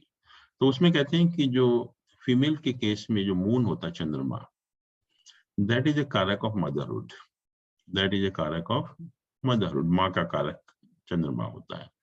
और अगर चंद्रमा सप्तांश चार्ट में बैडली अफ्लिक्टेड होता है, चंद्रमा अगर सप्तांश चार्ट में बैडली अफ्लिक्टेड होता है, तो that indicate denial of motherhood to that female actually, denial of motherhood to that female, कि अगर सप्तांश चार्ट में चंद्रमा की पोजीशन अगर बहुत वीक होती है, बहुत ज्यादा एफ्लिक्टेड होता है। जैसे अगर हम देखें कोई चार्ट, एक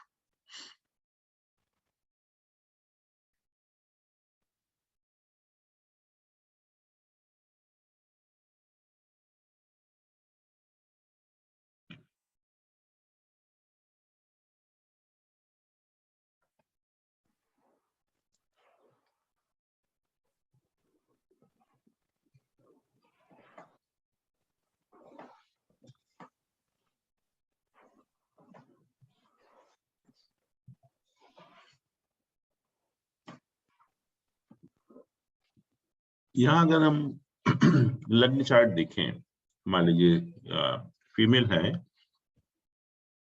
तो हम देखेंगे आरूढ़ लग्न और 9th हाउस देयर फ्रॉम, पहली चीज आरूढ़ लग्न और उससे 9th हाउस। तो यहाँ पर आरूढ़ लग्न कौन सा हाउस होगा? 3rd हाउस, थर्ड हाउस, इसका जो लॉर्ड है मरकरी अपने से 8वीं पोजीशन में है, तो आपने 8 यहां से काउंट किए, तो ये हो गया आपका आरूढ़ लग्न। 9th house there from means this house, तो हमें ये 2 हाउसेस देखने हैं कि इन दोनों हाउसेस का प्लेसमेंट कैसा है, इन दोनों हाउसेस का प्लेसमेंट कैसा है। तो यहाँ पर कैसा है,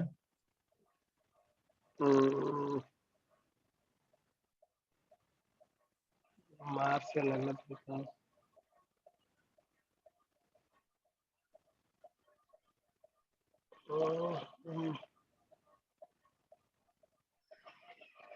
इस हाउस का प्लेसमेंट क्या कहेंगे आप, थर्ड हाउस का? थर्ड हाउस का सन है, Sun is in 8th house. Sir not good, जी क्योंकि सर सन का जो लॉर्ड है वो जाके बैठा हुआ है सैटर्न का घर में, तो दोनों एनिमी है। नहीं, पहले आप हाउस को देखिए, इस हाउस की क्या पोजीशन है।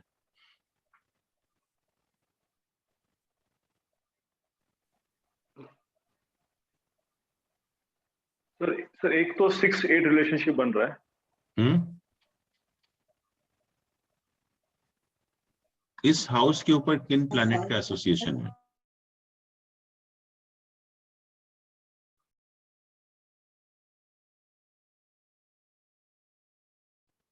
ये आप देख रहे हैं ना, यहाँ पर जुपिटर और मरकरी इस हाउस को देख रहे हैं और वीनस इस हाउस को देख रहा है।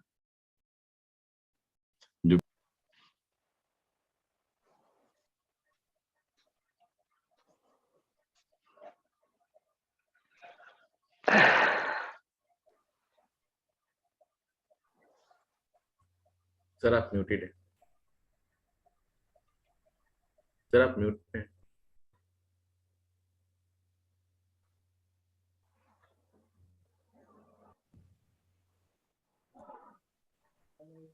फोन करो सर को, फोन। हो गया, ठीक है, आप देख पा रहे हैं ना? Yes sir. हाँ, अभी आपकी आवाज नहीं आ रही थी सर। अब आ रही है ना? हाँ अब आ रही है। हाँ, Yes, sir. तो यहाँ पर इस हाउस के ऊपर जुपिटर और मरकरी का एस्पेक्ट है और इस हाउस के ऊपर, हाँ जी सर सैटर्न का भी है। हाँ, वो सैटर्न का भी है, मार्स का भी है, राहु का भी है, हाँ। बट तीनों बेनिफिक का भी एसोसिएशन है। जैसे हम लोगों ने बात की थी लग्नादि योग, तो जब तीनों बेनिफिक का एसोसिएशन हो जाता है तो house is not bad, actually house is okay. Benefic का एसोसिएशन होने के बावजूद भी वी विल नॉट से कि house is bad, actually house is okay, कोई प्रॉब्लम नहीं है उसमें।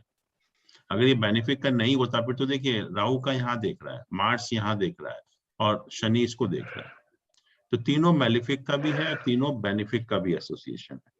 और जहां तक इसके लॉर्ड का सवाल है, लॉर्ड का प्लेसमेंट कहां पर है? सैटर्न के घर में। लॉर्ड का प्लेसमेंट अपने से 6ठी पोजीशन में है, अपने से उपाचय स्थान में चला गया, associated with 2 benefic planets Jupiter and Mercury. तो lord is also not bad. Third is Mars, मान लीजिए इसका लॉर्ड हम कहें, इसका जो कारक जो है Mars is also well placed. तो ओवरऑल हम ये कहेंगे कि this house is not bad, third house is not bad, या आरूढ़ लगना इज नॉट बैड एक्चुअली। फिर 9th हाउस देयर फ्रॉम ये है, इसकी क्या पोजीशन है? तो ये तो स्ट्रॉन्ग है सर। हाँ, तो ये भी कोई मेलिफिक का एसोसिएशन नहीं है, कोई मेलिफिक का एसोसिएशन नहीं है। नहीं सर, नहीं सर। हाँ, तो ये हम कहेंगे कि मार्स भी स्ट्रॉन्ग है, ये हाउस भी स्ट्रॉन्ग है, ये हाउस भी स्ट्रॉन्ग है। और अगर हम मून, मार्स और जुपिटर को भी देखें तो मून की क्या पोजीशन है? गुड सर, अच्छा है, well placed. Mars is well placed. Yes sir. Jupiter यहाँ नीच का है, बट यहाँ नीच भंग हो रहा है, नहीं हो रहा जुपिटर का? सर भंग हो रहा है। कैसे?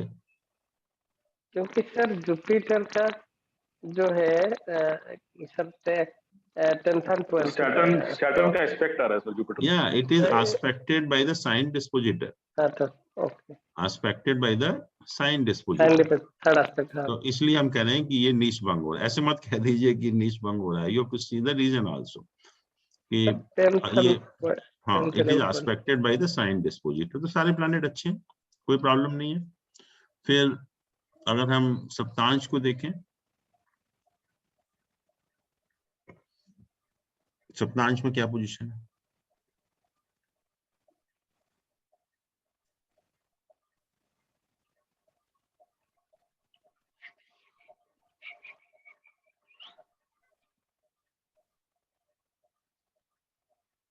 लग्न should be well placed for the progeny. लग्न स्ट्रांग होना चाहिए, वही तो कंडीशन। सर यहाँ पे भी स्ट्रांग है, मरकरी अपने घर में। तो लग्न बहुत स्ट्रांग है और तीनों बेनिफिक का भी एसोसिएशन है, ठीक है। बट जुपिटर भी में से कि Jupiter is not well placed. Jupiter is not, क्या कहेंगे इसको, जुपिटर वेल प्लेस्ड है या नहीं है इसको? सर नहीं है, सन का घर में।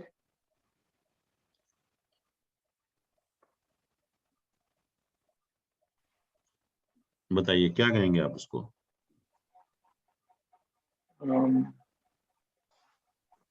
इसे बुरा नहीं है जुपिटर एक्चुअली, क्योंकि अपने हाउस को एक्सपेक्ट कर रहा है, फोर्थ हाउस। जुपिटर इस, देखिए एक तो इसमें किसी भी मैलिफिक का एसोसिएशन नहीं है जुपिटर के साथ में, पहली चीज। और दूसरा ये है कि Jupiter in the 12th house is not bad. मोक्ष का स्थान है, मोक्ष के घर में बैठा हुआ है। जैसे मैंने कहा था कि सेकंड बेस्ट पोजीशन, एक सब सेकंड बेस्ट पोजीशन जुपिटर की 4th हाउस में होती है, कि वहां से सारे मोक्ष के घरों को देखता है वो, 4, 8, 12 हाउसेस को। लेकिन सर ट्रिक हाउस में बैठ के वो वीक तो हो जाता है ना। एक दोबारा से, एक सेकंड, गायब भी हो गया, एक मिनट।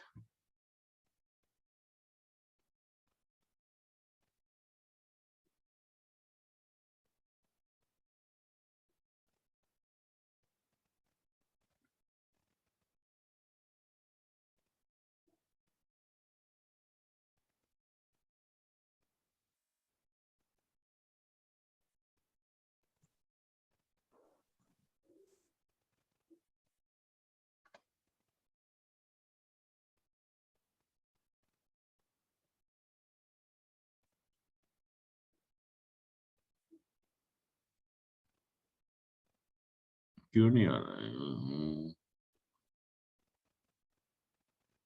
आ गया। राइट।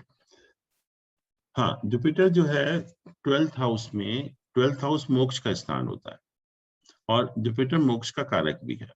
और यहाँ जुपिटर टोटली अनएफ्लिक्टेड है, it is not associated with any planet whether malefic और बेनिफिक। यहाँ देखिए किसी भी प्लैनेट का एस्पेक्ट नहीं है। और जुपिटर अपने सन के साइन में है, अपने मित्र की राशि में है, सन के साइन में है। और जो 12th हाउस, जैसे हमने कहा था कि जुपिटर की जो बेस्ट पोजीशन होती है ना, फर्स्ट हाउस में होती है, इसलिए क्योंकि यहाँ पर ये तीनों जो ट्राइन हाउसेस हैं, जो हाउसेस ऑफ प्रॉस्पेरिटी हैं, उनको एस्पेक्ट करता है। और सेकंड बेस्ट पोजीशन जुपिटर की यहाँ मानी गई 4th हाउस। क्यों? 4th हाउस में बैठकर 4, 8 और 12 तीनों हाउसेस को एसोसिएट करता है। और तीनों हाउसेस हमारे मोक्ष के स्थान है, जो हमने धर्म, अर्थ, काम और मोक्ष के स्थानों की बात की थी, कि जो 4, 8, 12 हाउसेस होते हैं मोक्ष के स्थान होते हैं। और जब जुपिटर मोक्ष का ही मतलब कारक तो केतु है, प्राइमरी कारक मोक्ष का, लेकिन सेकेंडरी कारक जो मोक्ष का होता है वो जुपिटर होता है। तो इसलिए जुपिटर को मोक्ष के स्थान में खराब नहीं मानेंगे, क्योंकि एक तो फ्रेंडली साइन में है और दूसरा अनएफ्लिक्टेड है, कोई एफ्लिक्शन नहीं है इसके ऊपर जो है। तो एनीवे मतलब लग्न ठीक है, जुपिटर ठीक है। लेकिन सर ट्रिक हाउस में बैठ के वो थोड़ा वीक तो हो जाता होगा ना। हाँ नेचुरली, हमने सेकंड बेस्ट इसमें क्यों कहा, इसमें क्यों नहीं कह दिया? यहाँ भी होता तभी भी तीनों हाउसेस को देखता, यहाँ भी है तभी भी तीनों हाउसेस को देखता है। या हमने जुपिटर को बेस्ट पोजीशन लग्न क्यों कहा, ये क्यों नहीं कह दिया 5th हाउस? यहाँ बैठ के भी तीनों ट्राइन हाउस को देखता है, यहाँ बैठकर भी तीनों ट्राइन हाउस को देखता है। बट हमने लग्न इसलिए कहा कि लग्न is the strongest position out of this trine. और ऐसे ही मोक्ष स्थान में इन तीनों में से स्ट्रॉन्गेस्ट पोजीशन ये है, ये वीक हो जाते हैं थोड़े से, तो इसलिए हमने ये नहीं कहा कि जुपिटर बेस्ट इस हाउस में है या इस हाउस में है, हमने ये कहा कि इस हाउस में है, क्योंकि एक तो स्ट्रांग पोजीशन हो जाती है और यहाँ से तीनों मोक्ष के स्थानों को देख रहा है एक्चुअली। और जुपिटर यहाँ होने से एक फायदा और भी है जी, प्रोफेशन वाला, ऑनरेबल लाइफ। प्रोफेशन इतना इंपॉर्टेंट नहीं है जितना कि to lead an honourable life. Family नहीं, प्रोफेशन तो है, प्रोफेशन का तो एस्पेक्ट करेगा ही। इसके अलावा जो 10th हाउस है वो ये भी इंडिकेट करता है कि whether you are going to lead an honourable life और नॉट। बहुत से लोगों को बहुत गलत उनके ऊपर कुछ वो लगते हैं, उनके आरोप लगते हैं, या बहुत ही बदनामी होती है, बैड नेम मिलता है उनको। और 10th हाउस यही बताता है कि आपको बैड नेम मिलेगा या अच्छा नाम मिलेगा, आपकी ऑनर होगा लाइफ में जो है। तो अगर 10th हाउस को जुपिटर जब एस्पेक्ट करता है तो सच में they lead a very honourable life without any blemish. आप कभी भी देखिए उनको कभी बदनामी नहीं होगी, कभी खराब नाम नहीं होगा उनका जो है। और वो लाइफ के लिए बहुत इंपॉर्टेंट हो जाता है कि आप एक अगर ऐसे कॉम्बिनेशन है कि which indicate that you are going to lead an honourable life, तो इससे बड़ी क्या बात है। तो जुपिटर का यहाँ बैठ के 10th हाउस को देखना प्रोफेशन के अलावा जो और ज्यादा इंपॉर्टेंट चीज है कि ऑनरेबल लाइफ को इंडिकेट करता है। तो इसलिए जुपिटर की जो सेकंड बेस्ट पोजीशन हमने यहाँ मांगी 4th हाउस। और सर इस बात का भी कोई फर्क पड़ता है क्या भाई दिवे, अगर इस हॉरोस्कोप में जुपिटर फंक्शनल मेलिफिक हो? नहीं, सप्ताह चार्ट में तो फंक्शनल मेलिफिक बेनिफिक खत्म हो गया, वो तो लग्न चार्ट में है। नहीं, अगर लग्न चार्ट में हो फंक्शनल मेलिफिक तब बताइए।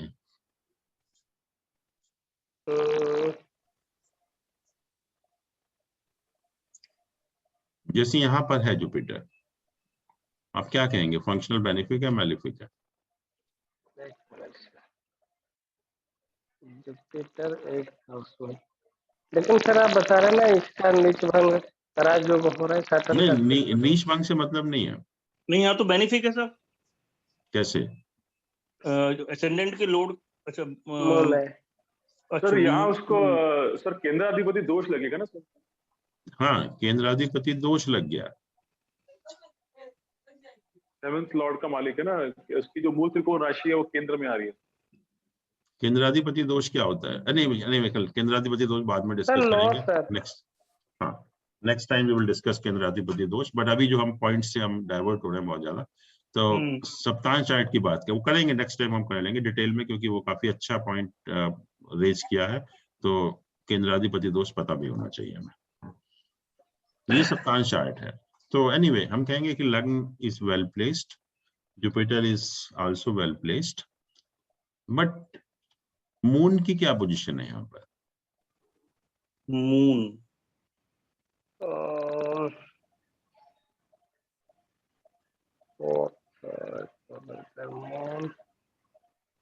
एक तो मून गुरु जुपिटर से केंद्र पोजीशन में सर, वो मून जो है थर्ड हाउस। सर मून इतना अच्छा नहीं है सर। सर नहीं है अच्छा, राहु के साथ मून है, राहु भी है, शनि भी एस्पेक्ट कर रहा है। Moon is badly afflicted, moon नीच का है पहली चीज, and afflicted with sun Saturn and Rahu. Yes sir, yes sir. Sir it is exalted in second, so 8th में कमजोर है। हाँ जी सर, मून जो है एक्सल्टेड होता है सेकंड हाउस में, तो whenever it is coming in 8th sign maybe it is weak and it is afflicted by Rahu also। हाँ, मून हम कहेंगे कि डेबिलिटेशन में है, नीच का है, 8 नंबर राशि में है। Yes sir. And it is afflicted with 3 malefic planet, sun Saturn Rahu. और सैटर्न राहु, सन तो साथ में है ही है, सैटर्न देख रहा है और राहु भी साथ में है। तो ये वैसे भी जब हम लोगों ने बात की थी सेपरेटिंग टेंडेंसी प्लैनेट की, तो ये जो 4 प्लैनेट होते हैं, Sun Saturn Rahu and lord of 12th house, ये 4 प्लैनेट हैं, सेपरेटिंग टेंडेंसी देते हैं, सेपरेटिंग टेंडेंसी कि अगर कहीं पर भी इनका एसोसिएशन होता है तो उस हाउस के जो या उस प्लैनेट की सिग्निफिकेशन से हमको अलग करते हैं। तो यहाँ पर मून को हम कहेंगे is badly afflicted in the सप्ताह chart, badly afflicted.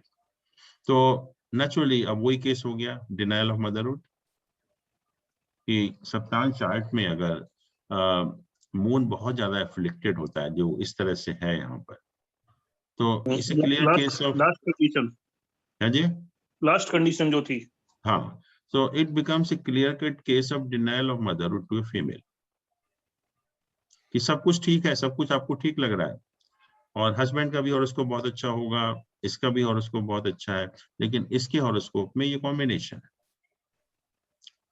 this is an actual horoscope, and she cannot produce the children, actually there's some problem in the uterus, so she can't. So she had two children, two sons through surrogacy. She had two sons through surrogacy, क्योंकि अपने आप produce नहीं कर सकती वो, क्योंकि moon जो है यहाँ बहुत ज्यादा ये एफ्लिक्टेड है यहाँ पर जो है। तो जिस हॉरोस्कोप में भी अगर फीमेल के हॉरोस्कोप में अगर सप्तांश चार्ट में मून बहुत ज्यादा एफ्लिक्टेड होता है, तो that becomes a case of denial of motherhood actually.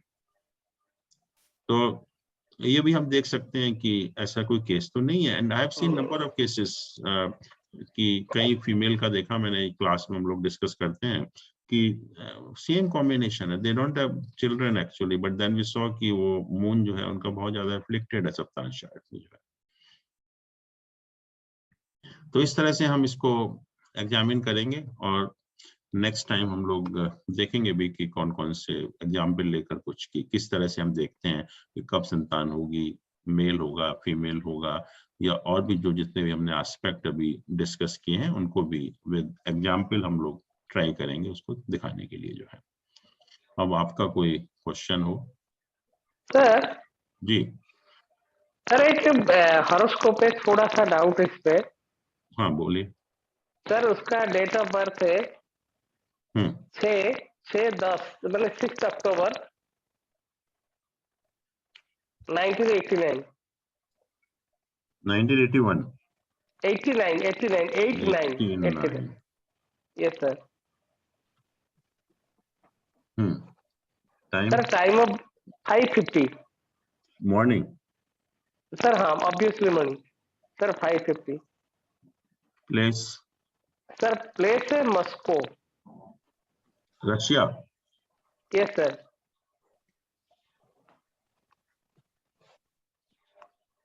Sir इसका मैरिज का उसने 2 बार मैरिज हुआ। एक कंट्री पहले चेंज करना पड़ेगा हमें।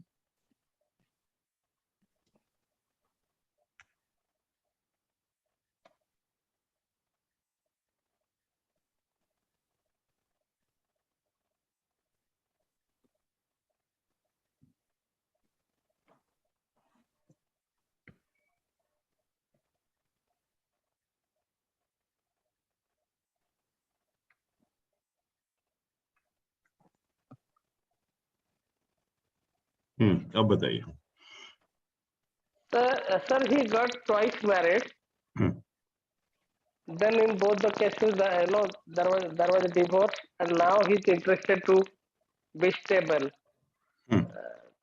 तो सर मैंने बोला कि सर इससे सर को पकड़ में नहीं आ रही कि sir why continuously he's failing.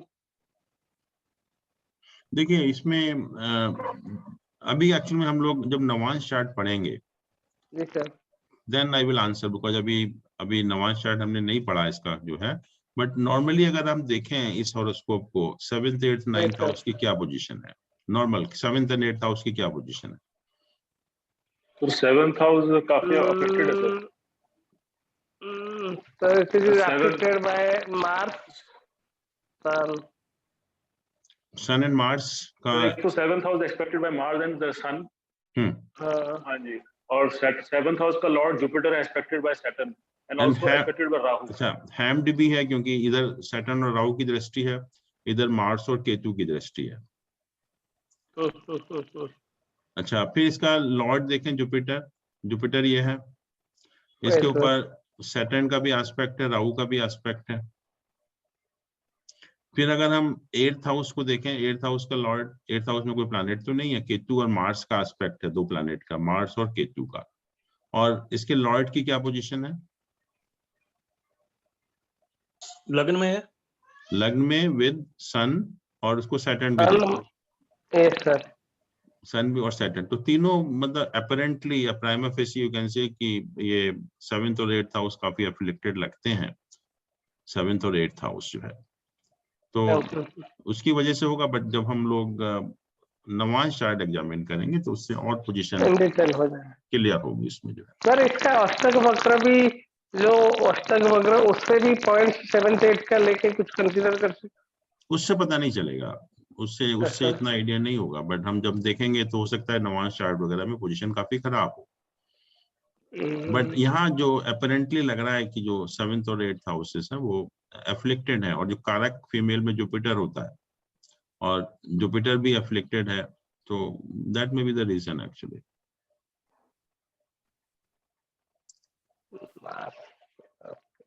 Sir अभी आपने जो लॉन्गिट्यूड के बारे में बताया था कि तीनों के लॉन्गिट्यूड को जोड़कर एक पॉइंट निकालते हैं, उसके बारे में थोड़ा क्लियर नहीं हुआ। जैसे तीनों सन, मार्स और जुपिटर। मान लो हमें अब लिखो एक कागज पर। हाँ जी सर। फीमेल मेल का केस देखना है तो सन, वीनस और जुपिटर। Yes sir. सन की लॉन्गिट्यूड को यहाँ क्या लिखेंगे हम? सन यहाँ पर वर्गो साइन में है और 19 डिग्री 7 मिनट्स उसका डिग्री है। जी तो सर। सन की हम लॉन्गिट्यूड को लिखेंगे 5 साइन 19 डिग्री 7 मिनट्स। 5 साइन लिखो, 5 साइन जी sir 19 degree 7 minutes. Yes sir. फिर वीनस का लॉन्गिट्यूड ये स्कॉर्पियो साइन में है 3 डिग्री 24 मिनट, तो 7 sign 3 degree 24 minutes. Sir 7 sign 3 degree का मतलब होता है कि 7 साइन क्रॉस करके नेक्स्ट साइन में 3 डिग्री 24 मिनट है। ठीक है सर। जैसे हम कहें कि 7 hours 14 minutes, तो हम 8वें घंटे में है ना कि 7वें घंटे में। Yes sir. तो ऐसे ही अब जुपिटर का देखिए जेमिनी साइन में है 16 18, तो यू कैन से 2 साइन 16 डिग्री 18 मिनट्स। ठीक है सर। लिख लिया? हाँ। अब इन तीनों को हमें ऐड करना है।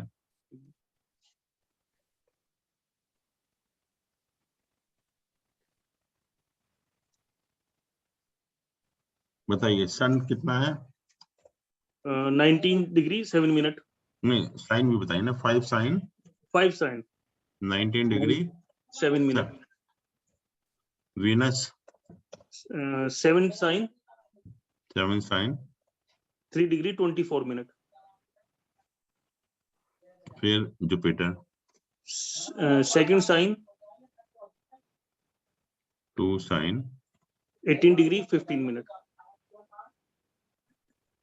ठीक है, इन तीनों को ऐड करना है हमें। इन तीनों को ऐड करना है। अच्छा। अब हम ऐड करेंगे तो यहाँ देखिए मिनट्स है, ये साइन है, ये डिग्री है, ये मिनट्स है। हाँ। ये साइन है, ये डिग्री है, ये मिनट्स है। ठीक है सर। तो ये मिनट्स को 7 24 और 16 कितना हो गया? 40 और 47। तो यहाँ 47 लिख देंगे जी। 47 मिनट्स हो गए। यस अब यहाँ डिग्री है 19 और 3 22 और 18 40। Yes 40 degree. 40 डिग्री का मतलब क्या हुआ? एक साइन पार हो गया। हाँ जी, एक साइन पार हो गया। एक साइन पार हो गया। एक साइन और 10 डिग्री। हाँ। एक राशि में 30 डिग्री होती है, तो यहाँ 40 डिग्री आ रहा है, तो हम एक साइन अलग कर देंगे और डिग्री अलग कर देंगे। अब एक यहाँ पर कैरी ओवर हो गया, तो 5 और 6 और 7 कितना हो गया? 13 + 2 15। 15 का मतलब क्या है? अच्छा 15 का मतलब है 12 से आगे निकल गए, 12 के बाद 1 2 3 आएगा। Yes sir. 3 आ गया। Yes sir. तो ऐड करने के बाद आया 3 साइन 10 डिग्री 47 मिनट। 47 मिनट्स। अच्छा, तो ये पॉइंट हो गया जोडियक का। कौन सी राशि हुई जोडियक में? कौन सी राशि हुई? मिथुन राशि। Cancer sign. 3 sign 10 degree 47 minute. Cancer sign हो गया सर। यस कैंसर साइन हो गया। तो कैंसर साइन में 10 डिग्री 47 मिनट्स का पॉइंट आ गया वो। तो बस ये हमारा इवन राशि हो गई। हाँ बस, और फिर इसका नवांश हम देखेंगे कि नवांश में कौन सी राशि आती है, तो पता लगेगा कौन सी राशि है। अच्छा सर, अच्छा हाँ, तो इन तीनों को सिर्फ ऐड करना है हमें। अच्छा सर, अच्छा। और ये सब भी उसमें मिलेगा रेडी स्कैनर में, किसमें? जो चार्ट वगैरह निकालते हैं और इससे कंप्यूटर से? नहीं, उसमें तो डिग्री ये मिल गया आपको। ऐड तो आपको अपने आप ही करना है। ठीक है सर। हाँ ठीक है सर। तो इस तरह से हम ऐड कर सकते हैं। सर कर्कट राशि में 10 डिग्री में नक्षत्र कौन सा आएगा? वो देख लीजिए यार, कौन सा आएगा बताइए मुझे। सर मेरे को नक्षत्र पे बिल्कुल कम नहीं आता, कमजोर है।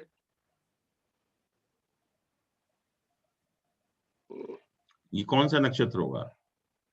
3 सर, ये 27 से होगा। चौथा होगा सर। 90 100 डिग्री होगा तो कौन बता सकता है? फर्स्ट तो होगा। ये पुष्या के पहले वाला नक्षत्र होगा सर।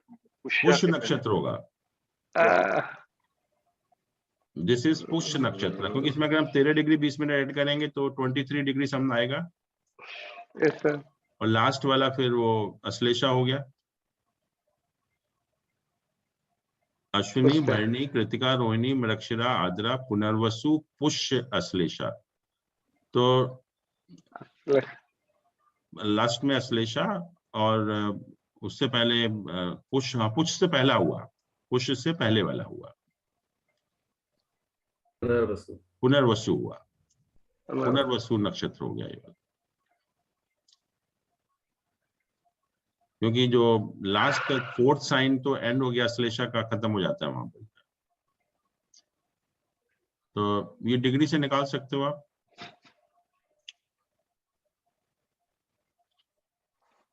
चलिए हम लोग ये कंटिन्यू करेंगे नेक्स्ट टाइम, ये कुछ एग्जाम्पल लेंगे इसकी सप्तांश की, और उसके बाद फिर नवांश चार्ट को डिस्कस करेंगे।